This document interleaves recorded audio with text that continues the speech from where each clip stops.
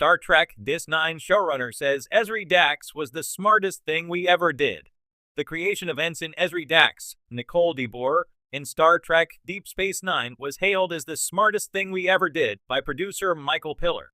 After the shocking death of LT Commander Yajia Dax, Terry Farrell, in DS9's Season 6 finale, a creative approach was taken to replace the beloved Star Trek Deep Space Nine character. As a Trill, Yajia had a symbiotic relationship with her symbiont, allowing DS9's production team to create a new Dax host in DS9's final season. This would allow them to keep the Dax character in the show, without undermining her tragic death at the hands of Gul Dukat, Mark Alamo. Star Trek Deep Space Nine showrunner Ira Steven Behr later reflected on the character of Ezri Dax and the challenges facing Nicole DeBoer. Killing off Yajia Dax was controversial, and the introduction of a brand new character so late in DS9's run could have been a disaster. Ira Steven Behr discussed all of this in Peter Holmstrom's The Center Seat, 55 Years of Star Trek, and you can read his quote below. DS9's Ezri Dax was a creative solution to a behind-the-scenes issue.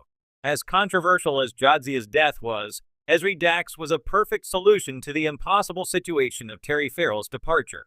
Explaining why Ezri replaced Yajia Dax elsewhere in Peter Holmstrom's The Center Seat, Ronald D. Moore revealed that Star Trek Deep Space Nine's writers refused to accept Terry Farrell's departure, so they never entertained the notion of pulling Dax as a character completely out of the show.